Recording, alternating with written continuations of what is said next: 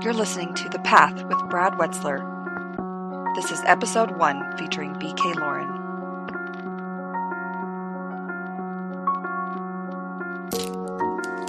Okay, hello.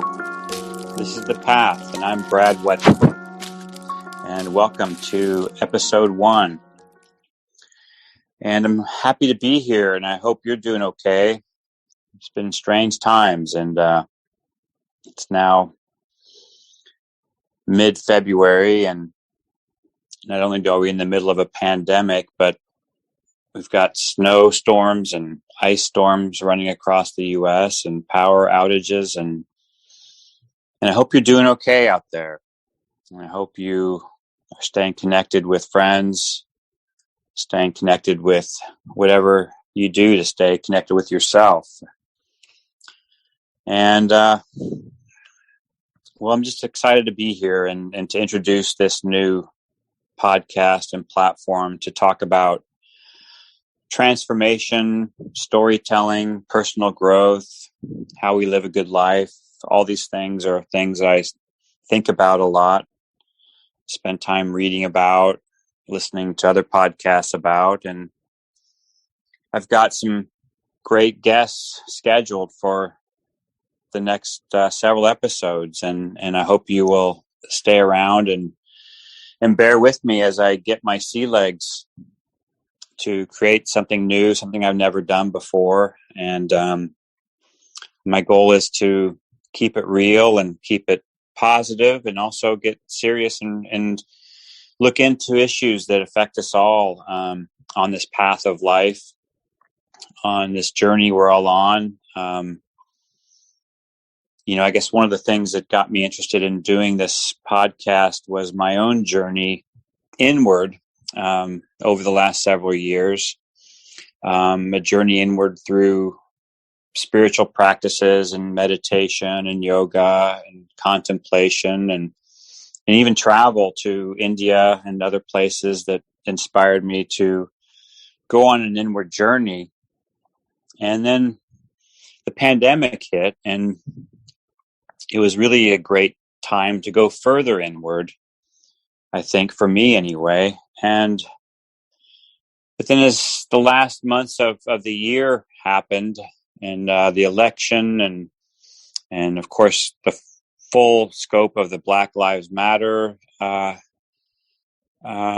issues, and just really realizing that going inward isn't always enough. It can be even self-absorbed. And so I found myself once again paying more attention to the news and to the changes happening in our country. And I guess it inspired me to create this podcast that is really an exploration of both the inner path and the outer path, and looking at how those are connected, how they're related. I guess I kind of think about them as almost like a double helix, like a DNA strand of they kind of circle each other, and to live a good life, to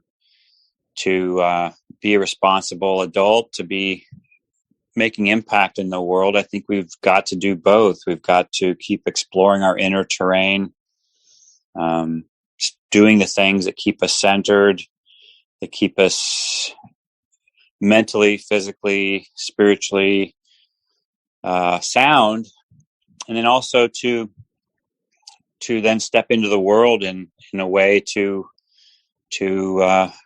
make decisions and lead our lives, and maybe lead others in a way that brings forth this inner solidness and spirit that we develop in our inward path. So that's what I'm into here, and I'm going to be bringing a wide array of guests from different backgrounds, from my own background as a writer and journalist, but also people from the sports world, people from politics, people from the spiritual world, and who knows what else. But I'm hoping to kind of see how the things I care about intersect with these other thought leaders, other people out there who are writing, leading, and making impact in the world. And just see where the rub is and see what we can find in common and maybe where we don't, and see where we can grow from that. And so I'm excited for my first guest for episode 1, BK Loren. BK is an author, a novelist, essayist, a teacher, and also a dear friend of mine. And we often bounce ideas off each other. So I thought it was really, really appropriate, and I'm grateful that she agreed to come on today and to talk about a number of issues. But some of the things that are dear to her heart are nature, and especially sort of where we find ourselves right now in our connection with nature, in what some people call the Anthropocene, which is a time in history that we've never had before, when humans have had such impact on the world that we've almost passed a point of no return, and there's almost very little nature left in its essence. And so BK is going to talk about that, talk about what's a healthy relationship with nature versus maybe what we sometimes bring to it in a codependent way of viewing nature and being in nature. And BK is a great writer and storyteller, and we'll talk about stories and the transformative value of stories and how we change as human beings. And we'll talk also about some of the unnameable, the things that we are in our lives, in our hearts, in our path that maybe we don't have names for, and yet are really at work in our lives and affect us in ways that maybe we aren't even aware of. So, without further ado, here's BK Loren. BK, hello. Hey, Brad, how you doing? I'm doing okay. How are you doing today? It's really good to see you. I'm doing great today, actually. How about you? Good. I'm doing well. I'm in Austin, Texas today. I'm here for a little while, and it's really warm and sunny out after being in Colorado during a pandemic all winter. So it feels like very much like spring here, which I know is sort of maybe jealous inducing, but I don't know. I'm hearing some birds out there. Are you? Yeah. I'm hearing the sounds of spring. Yeah. Good. No sign of spring yet, thank God. Yeah. Hey, so have you been out walking and riding your bike? I went out this morning, and it was the wind was really bad, but I walked this morning to get a massage. Nice. And then I walked home, and so that was pretty sweet. Well, good. When I return, we'll resume our walking out by the reservoir. So, well, thank you for being here. And the things that have brought me to want to do this podcast are sort of the questions I have in my own mind about living a good life, about, can we change? Can we grow? What do we have to do? It seems to me, I've learned, maybe late in life, maybe right on time, that living out living out who you are without doing much self-reflection, without doing much inner work, is a recipe for kind of disaster. I mean, in our lives, and that especially when we reach a certain age, so to speak, we've been running on patterns that maybe helped us survive childhood, maybe helped us survive our early professional lives, but maybe they don't work that well anymore. And I know personally, I had to do a lot of recalibrating, a lot of inner searching to look at how I was showing up in the world and why. And I've been on maybe a 10-year journey of kind of looking at these things. And I humbly would submit that I am showing up in my life better than I used to. And I think I have a long way to go too. And it just got me fascinated about all these issues. And I thought you would be just an amazing first guest on my podcast to talk about some of this stuff. And Thank you. Yeah. And so, and I think I'm particularly interested in you as someone who has been in nature a lot, who's written a lot about it, thought a lot about nature, spent a lot of time in nature, and also who's an expert in storytelling. And so those are the two things I wanted to really go deeper into today, and also to see what else might come up between us. But I thought we'd start out with the topic of nature, and maybe I'll kind of set it up by saying, it's obvious when you read the news, when you look watch the news, you see, forests burning, here and abroad, you see animals dying, you see, storms ravaging parts of the country that weren't used to it. So I guess I wanted to ask you, are we beyond the point of no return with what we've done to nature? But then I also want to talk to you about what ways there is to still show up in nature, for ourselves in nature. So let me just kind of stop there, and I'll see what you have to say about that, and I'll kind of guide you further down that path. Sure. Well, if we're talking about the ways that we change, and the things that transform us, then I would have to say that I have like maybe 3 transformational points that seem very clear in my life. Most of them revolve around nature in some way. And so I'll touch upon those, and then maybe we can explore them sort of singularly, depending on where we go from there. But I lived in Los Angeles when I was what I call the Wonder Bread age, when you're sort of forming yourself. And I would go anywhere to see a piece of green. And there was a little patch of land, and it was the only green that I could find. And I would just go there and just sit and just, I was born in Colorado, and we lived in Colorado for a long time. And I just really wanted to get back to Colorado. I really wanted to get out of what didn't feel like nature to me. And I met then a man who was doing what's called animal forms. And animal forms are the basis of martial arts. And I don't know if that's common knowledge or not, but all martial arts began with watching animals in nature. And so when you do that, you become an animal.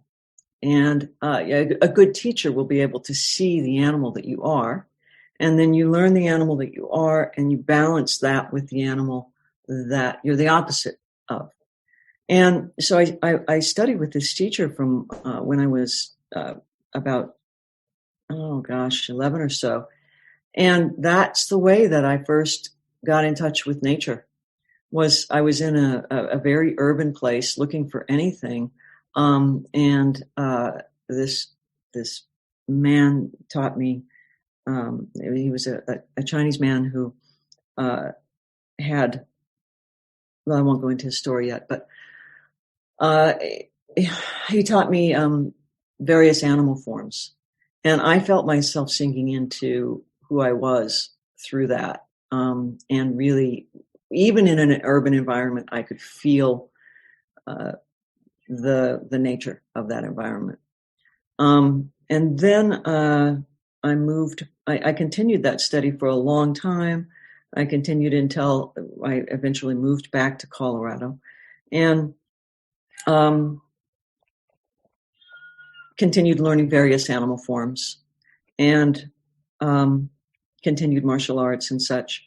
And then I had a period during that. This is sort of my second transition period, where I had like a series of dreams that really woke me up to the presence of nature that's a deeper kind of nature, I would say. And I felt during that time like I kind of was on the path to understanding the world and who I was. And that lasted until I was maybe in my 40s. And then I hit my 50s and I went, oh man, I don't know anything. And that's the point when you're supposed to know something. And this is a strange story, I suppose, but I took an environmental literature class. And I write what I think is environmental literature. And it was at a university. And I'm telling you what, I don't know anything that they were talking about in the class. And I felt so alienated. And I felt so relieved when I went to the environmental literature conference. And I don't know if you know the wonderful writer Linda Hogan, Chickasaw writer. Mm-hmm. She was the honored guest at this conference, and she sat and I used to know Linda. Linda and I used to be friends, and I didn't think that she would remember me. She sat in the back of the room and didn't participate the whole time. And the third day she got up and she said, nobody knows what anyone in this room is talking about. You're all out of touch with nature. And she pointed to me and she said, do you remember Grandmother Eagle? And I said, yeah, I do.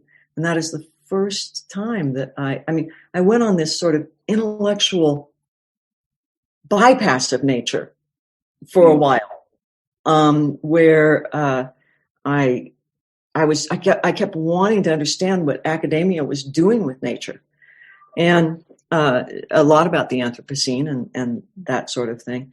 And I went off track for some time.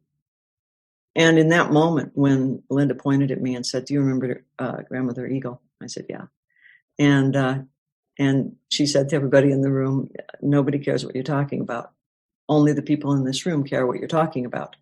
And this is what matters. And then she read this incredibly beautiful poetry.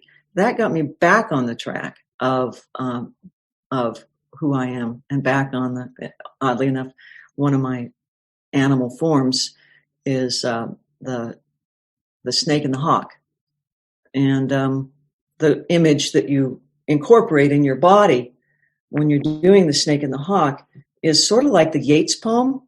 I always think of it as, so the snake coils up from the ground and the hawk spirals down from the earth, and they meet in the center of who you are in that moment when you're doing that form. And you transform between the earth and the sky throughout that form. And it's one of my favorite forms. It feels very much like home to me. And so I came back to that, and Linda helped me quite a bit with that. So those are a great story. Yeah. What comes up for me as you tell that story and go through that is maybe just how much I've learned about that growth actually comes from deconceptualizing. And I guess I don't want to take us too heady of a place here, but I think we become thinkers for a lot of complex reasons, and so often, we live in a culture of thinking a lot too, I think. And I guess what I'm getting at is this need to strip away the layers of conceptualizing we can do that take us out of directly experiencing something like nature or experiencing ourselves. And so, yeah. So what do you, after this change of mindset, then how did you move forward, and how did that change? Did you return to a previous sense of nature, or did you kind of cultivate a new kind of a third way? And what happened next? I'm still in the process of that. And I'm glad about that, because I don't want to understand everything at my age. I'm glad that I began at the beginning again, in many ways. And so, of course, I have a different relationship with nature, because we as a culture have a different relationship with nature now. It's changed quite a bit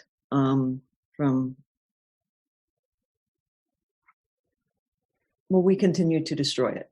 We've always been destroying it, and we continue to destroy it, and we continue to try not to destroy it. So now, on top of it being an an intellectual thing. It is also a political thing. So there's so many layers that can separate you. It's also a thing of commerce now, a thing of identity. And I like to strip away all of those if possible. And I think that there's a danger right now where we go into nature and we carry commerce with us. We carry our egos. So it's so hard.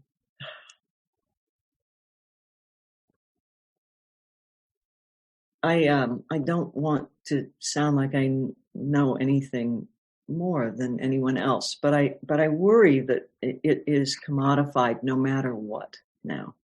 And I worry about when we talk about going into nature, I worry that what we see first is a commodification and all the gear we have to bring and all the, and what I really want us to, or myself to understand is that when I walk outside the door, I'm in nature.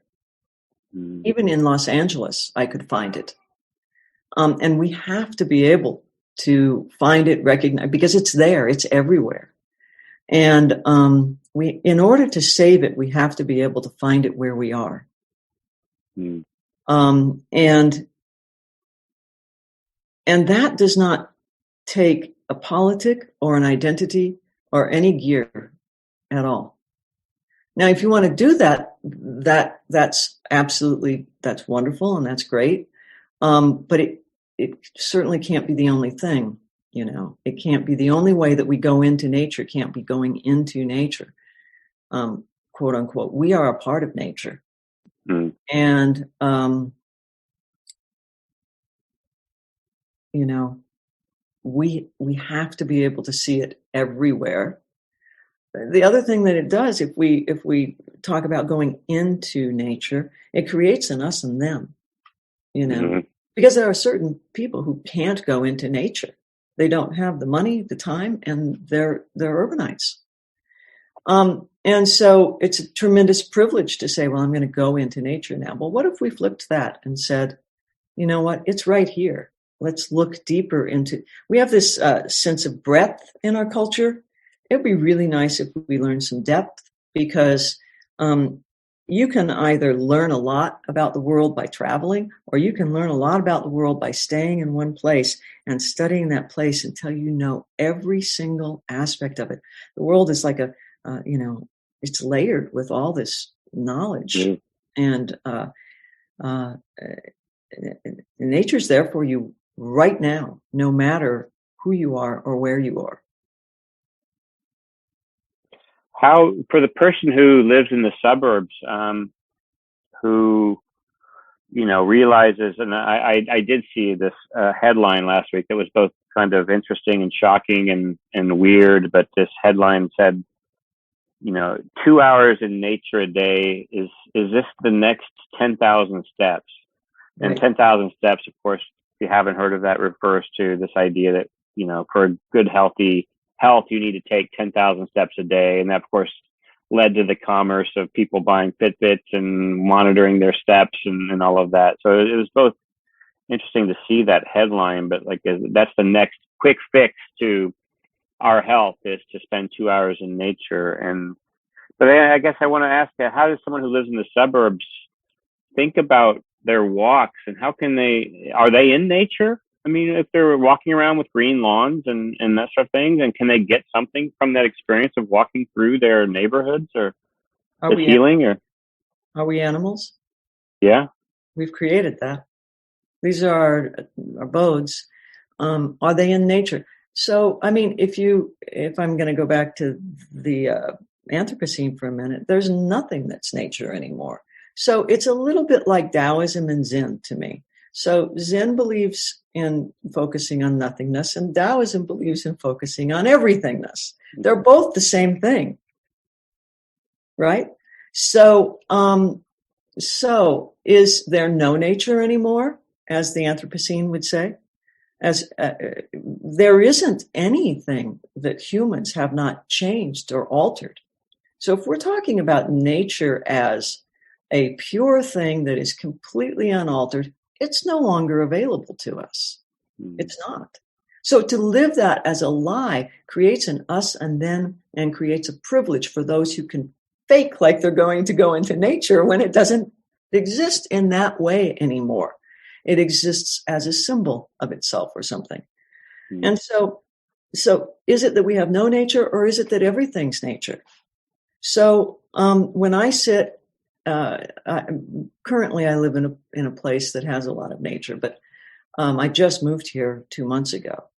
But I used to sit in my backyard in the middle of suburbia, houses all around me, and I would watch the birds. And we had birds and snakes. See, I like the earth and the sky. Mm-hmm. We had garter snakes, and I could hear the garter snakes in my backyard. I could hear them crawling, and I loved that. I knew where the snakes were going to be every day. People think that animals are just kind of random and they go, well, they have homes. And then, I ran into somebody the other day who she was frightened of a coyote on open space. And I said, well, why don't I walk with you until you get to your home and I'll, so that you feel safe. And in the process of walking with her, she said, well, are they going to move the coyotes? As if they're objects, but animals have their homes and they have their ways. So in my little space in my backyard, I knew where that snake would be. I know when it would be there. I knew when the bird would be there. And so that depth of knowledge excites me just as much as if I go on a week-long, I like bike packing rather than backpacking, because I like to think in circles, and that's why I like cycling. And so I think in circles.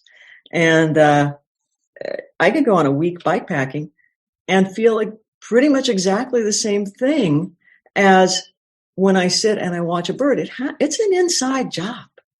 Mm-hmm. Seeing nature and being in nature is an inside job.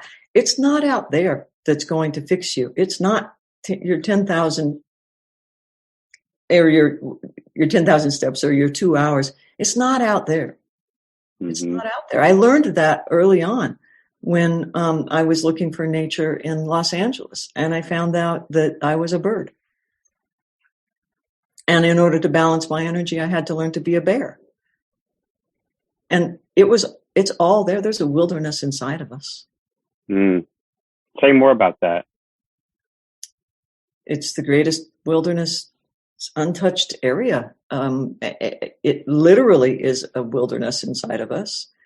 Unless, there are forests in us. There's, we have mites on our eyes. We are a forest. We are.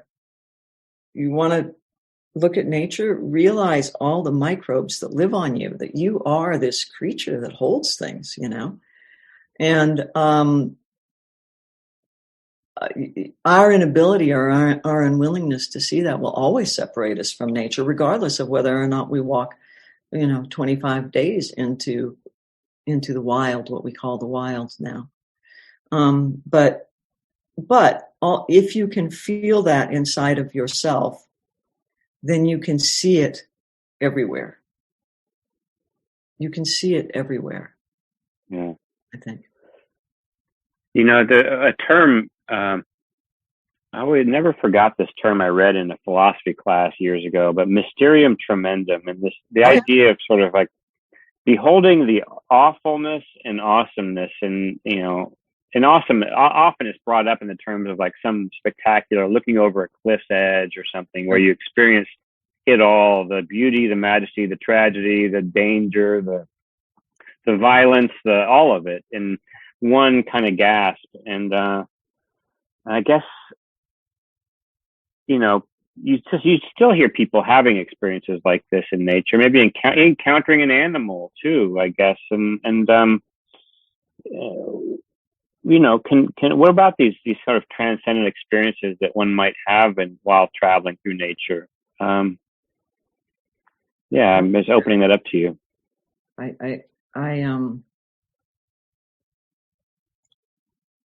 You don't leave them behind when you leave nature. If they're transcendent and they transform you, then you bring them home with you. The again, I'll go back to the problem is that we have constant partial attention right now. And so we're always thinking that we have to go out to get something. And so if you have a transcendent experience in nature, then you have access to that experience constantly in your life. It's your option whether or not you choose to answer the phone when it rings instead of listen to that experience. But it's always there once you have it. So I've had those, and I feel like well, time is layered. It's not linear, and so if it's layered, then those are still accessible to you at any point. We were talking about the deer story earlier today, and I'll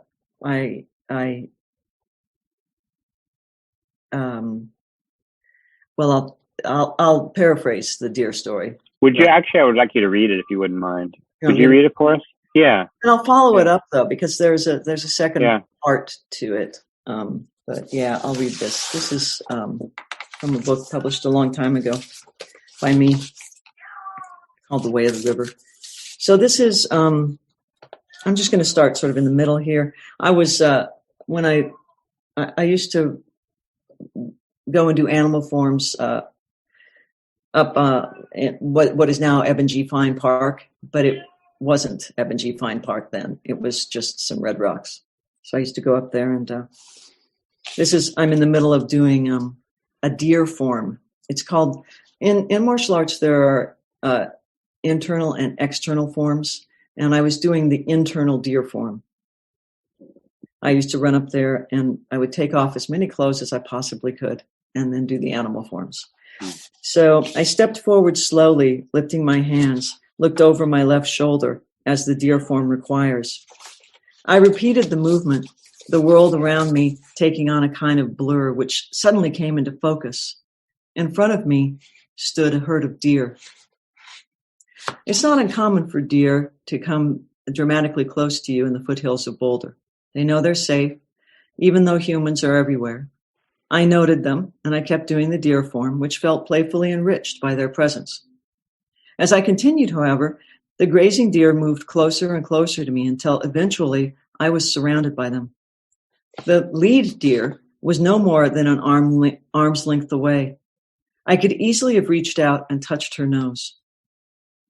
It did not feel playfully enriching to me anymore. For a brief moment, I was frightened. Deer are not predators, but they are wild. I once saw a film of a doe attacking a grown man. He did not fare well. Sometime earlier, I'd had to place myself between a mother deer and my dog, who had unwisely chased her fawn. That deer was not Bambi. My fear waned, however, when I realized that I'd done nothing to threaten the territory. I'd been here, moving slowly, sometimes standing very still, and they had come to me. So I relaxed, and as if they were not there, I continued the form. Before I finished the next move, however, I heard a strange sound. I'm familiar with the birds of the Colorado foothills, and I can identify most of them by their songs. The sound I heard was a pinched sort of squeaking noise, like a nuthatch, but more drawn out than a nuthatch's peeps. It was connected, sustained, resonant. I continued the form, but I scanned the ponderosa pines and junipers looking for a migrant bird. When the sound came again, however, my ears led me back down to the ground. I looked straight in front of me and noticed the throat of the doe moving. I focused on it. The noise sounded, the deer's throat moved, a direct correlation. Her eyes were looking straight at me, close enough that I could see the space between her eyelashes, the small notch cut out of her left ear in the shape of a tiny shark's tooth. She was moving toward me, slowly, making the odd noise as she approached. Now I held just one position of the deer form because I could not really move any farther without virtually nuzzling the doe. I studied the sound. It came from way back in the deer's throat and was squeezed up through her vocal cords, though I didn't know that deers had vocal cords at the time. Likewise, I squeezed the muscle in the bottom of my throat, and a sound that started in my diaphragm carried upward. I imitated the resonant squeaking the deer made. As the sound reached the doe's ears, she cocked her head. Her ears twitched. I did it again, and this time she responded with a sound that seemed the same pitch and length of mine. She added a few notes at the end, which I repeated back to her. She cocked her head, took a step or two closer to me, my heart pounding until she stopped. She was close enough to me now that I could feel her warm breath on my wrist. Again, she made the sound. The other does had gone back to feeding, but they had not wandered far enough away to make me seem other than them. So there I stood, completely still, in the middle of a herd of deer, carrying on what seemed very much like a conversation with a large doe. If I can, I'll read a little bit of what happened after that. After that, should I go on? Please, yeah. Yes, please.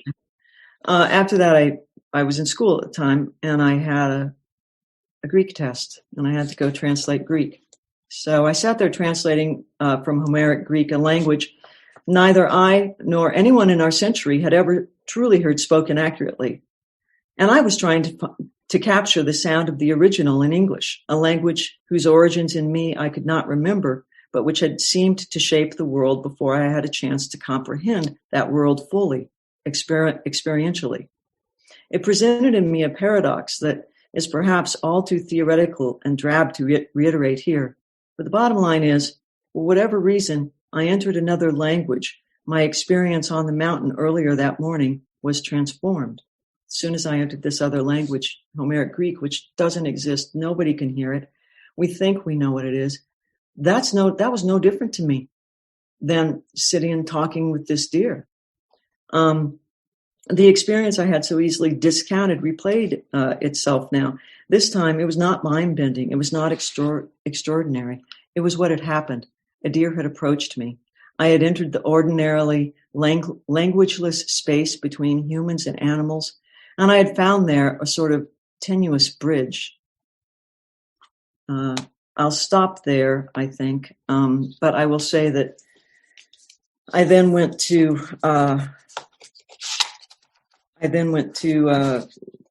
the museology department, where I knew the man who works with animals, who taxidermied animals, had worked a lot with deer. And I said, have you ever heard a deer make a noise, or does a deer make a noise? And he said, well, yeah, but you'll never hear it. And I said, well, what kind of noise? And he said, well, you'll never hear it. And he said, there's tail, that it will make a squeaking noise when it's talking to its young. Well, my dog is squeaking right now. Yes, I heard that. You hear that? Yeah. So, so he said, when it's a mother doe will do that when it's speaking to its young. And I walked away, and I knew that I had a conversation. For a moment, I was the baby deer. So to update that just a moment, not long ago, I was riding my bicycle in. Is your dog dreaming? Yeah. Yeah. She's a deer. She's twitching, and she's agreeing with me. Totally. She's saying some things. So anyway, so I was riding my bike, and I saw a mother deer and two baby deer. And so I stopped. Well, this is Boulder. And so somebody had to get his Strava time down, and he ran just as fast as he could, right through the middle of the deer on his bike. And I went, separated the mother from the baby. Now the baby was way over here, and the mother was way over here. And the mother started calling to the baby with the exact same sound that I heard that day. And the baby started answering, and I still have it on video. And I heard them talking in the same way that I felt as if I was talking to the deer that day. And this was 20 years after the original experience, and I witnessed it. It was really. So I hate to even try to draw a tidy lesson from that, but I'm going to ask you anyway. I mean, what did you come away with from that experience? And then maybe, and now, how do you think back on it? Oh, what do I take away from it? Let me rephrase that. Like when you went home that night, what did you think had just happened? Answer that first, if you would.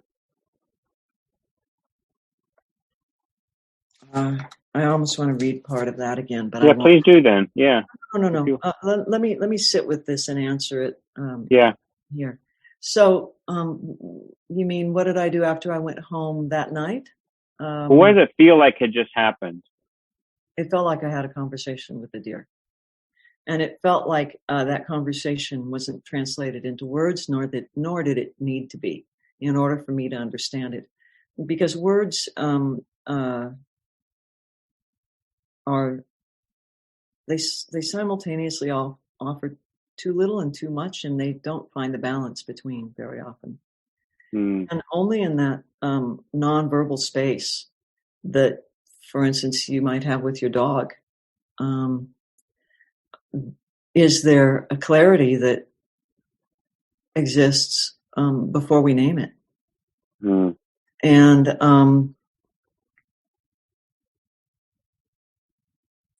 that clarity is visceral. It's in your body. And that's what I mean about there's a wilderness in your body as well. I mean, that clarity is visceral. And once we try to name it, it will go away. It will go away.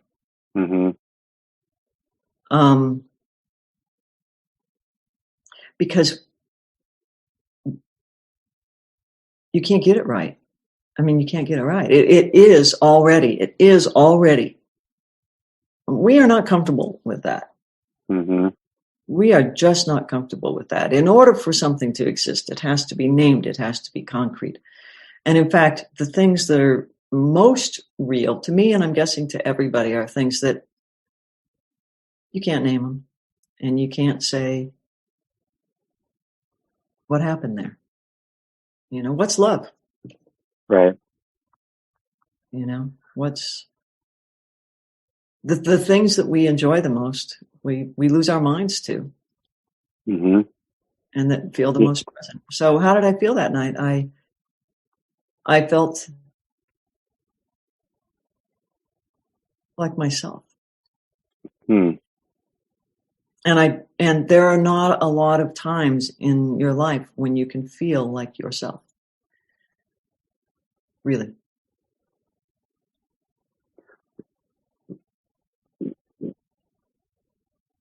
I guess I keep wanting to come back to this idea of stripping the concepts away from things, which seems like we're just so haunted by our own brains and our own concepts that we end up in little cages around. We put nature in cages and we end up in a cage when we even think or enter nature, it seems like, or enter any pursuit. And I guess I thank you for sharing that story. And I'm moved by it. And dinosaurs had little tiny brains and big bodies, and they went extinct. And we got big brains and little tiny bodies, and we're heading that direction. Yeah. Well, and you know, we start out talking about making, spirituality as our lives and cutting away. And I think one of the things I'm very aware of is the more we talk about spiritual things, the further away from spirituality that I feel I get. And so I guess the stories are so moving on many levels of hearing this experience you had. But then I also wanted to ask you then about rendering it into a story. How do you tell me about storytelling and writing about an experience like that and staying embodied, staying true to the story, staying without losing yourself in the head again in these concepts, and talk about storytelling for a bit. You are, a master storyteller, and talk about rendering truth in story.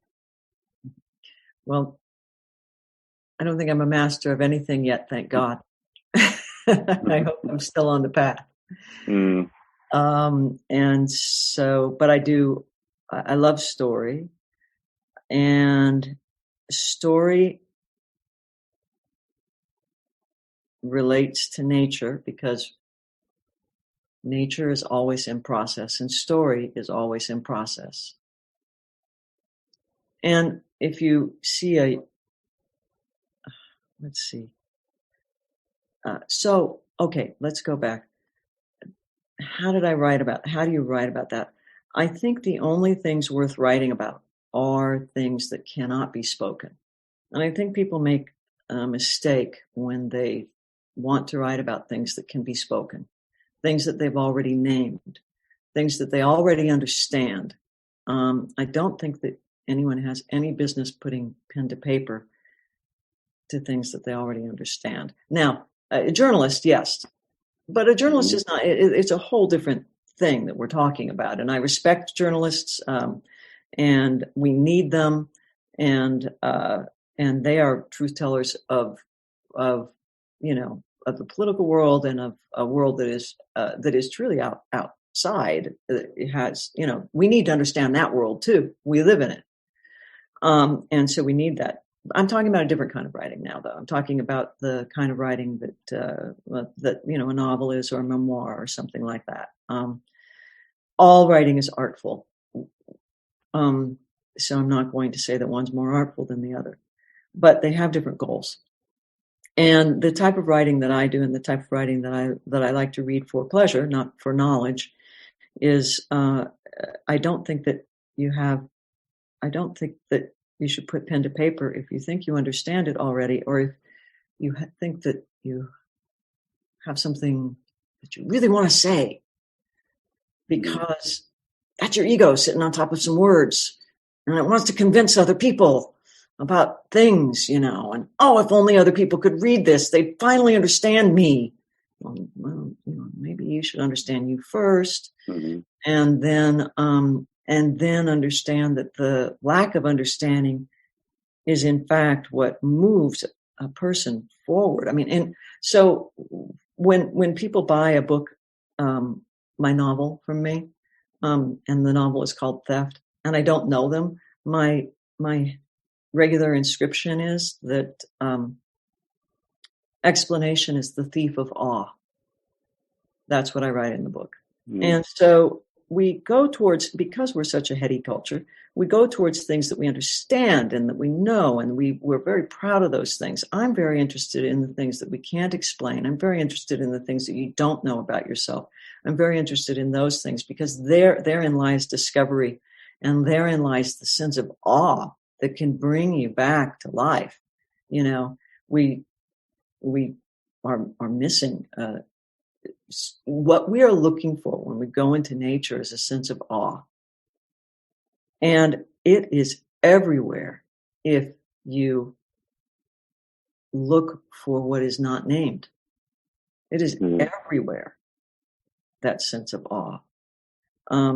We don't understand everything yet, thank God. And so that's what story is to me. Story is starting out with not knowing and getting closer, circling around what can't be said. To me, the story should always circle around what can't be said. And doing that, it has a tremendous power. I didn't try to understand that deer in the story. I just said to people, I was translating Homeric Greek, and I realized that was a language nobody heard. And this is a language nobody's heard either. And both of them are beyond us in a beautiful way. So I didn't try to say, that deer did this and that sort of thing. And I've never, people say, and nobody's really ever asked me either. I tell people I had a conversation with a deer, and nobody who is a sincere person, nobody ever said, "Oh yeah, what did the deer say to you?" They don't want to know. They don't want to know. They want to know the process that I had a conversation with a deer. That's the process. The extent to which we as a culture don't value process is extreme. And so we don't value, for instance, a writer when they're trying to become a writer. Mm-hmm. And we might mow down a tree if it's this big, but it'll be one. It's in process, and we don't look at the beginning process as valuable. We don't look at the misunderstandings and the lack of understandings and all that stuff where that wonderful discovery is. That's where, whenever I am teaching, I say this to my students. I look at my students and I wish I were them. I wish I were in that place again. That place where everything was unknown, where I didn't understand story quite as much. But so my challenge to myself now is, how do I stay in that place? And I do stay in that place by changing what I write about, by always writing what I don't know, always writing what I don't know. And reminds me of 2 different forms. Mm-hmm. Like I know some people will stay in the same form, and I'll do different forms as often as possible. Yeah. I think we'd all do well to just admit we don't know more often, I mean, I don't know, I mean, I always think about, scientists, for example, who I have a lot of respect for, and science is such a crucial part of the way that we've come to understand ourselves and the world and improved our lives in some ways, and maybe not in others, but how certain we get, whether you're a teacher of writing or you're like a biologist, we get so attached to the reductionist way of thinking, and they forget, like, how many surgeons or whatever, how many surgeons do you know that like remember that our bodies are energy and quantum physics is at work. Everything becomes about what we need to get through, I guess, the moment and to survive. But then we forget the mystery of it all so often. Yeah. And I don't know. Yeah. Yeah. Objects, but interestingly enough, though, scientists do have to begin with, I don't know. Otherwise their experiments won't work. Yeah. So, I don't know. Well, maybe that's a good moment to wrap this up. I guess I love this, talking about the unnameable and the importance of that. And is there anything else you want to add to this idea of honoring the unnameable, and maybe let's circle back to the nature and honoring when you walk out into nature? Maybe we should just lose our concepts as much as we can and say, I don't know. I don't know. What do you think? Yeah, I don't know. And I don't know where I end and nature begins, for instance. And so maybe we can't walk out into nature. Maybe it's here, maybe it really has to do with how much discovery you want to carry and how much you want to let go. In order to have a discovery, you have to let go of the knowledge that you have. Mm-hmm. Because then it's just a confirmation of the knowledge you have. That's not a discovery. So you have to constantly be in a place of not knowing in order to figure out, in order to have awe. And awe is what we're looking for in that 2 hours. Yeah. That you talked about earlier, is that right? Yeah. 1,000 steps. If you name it nature, you're not going to find it. Mm-hmm. But where it's the way you walk, it's not where you walk. Mm-hmm. Well, that's beautiful, and that's a great place to end, I think, BK. So thank you for being my guest today and for sharing your wisdom and your stories and your love of nature and love of storytelling. And I'm just in awe of you, BK. So thank you for being here.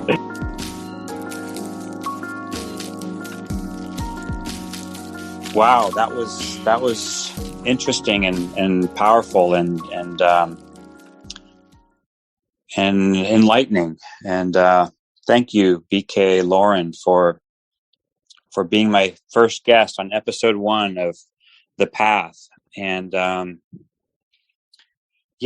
I think about that conversation, I guess I was really moved by her discussions of the unnameable, and these feelings we can have, these impulses, these places in our bodies that that are at work in us, and that don't really have a name for them in English, and also her views on storytelling and nature. I just always get so full of new ideas when I talk to BK. And well, thank you for being here for episode 1, and again, thank you, BK, for being my guest. And I'll see you next week, and I hope you all stay safe, stay warm, wherever you are in the U.S. It seems like it's cold right now, so just pull in and lean on your friends and families, and we'll get through this. We'll get through the pandemic, and I'll look forward to seeing you next week. So take care. This is Brad Wetzler on The Path.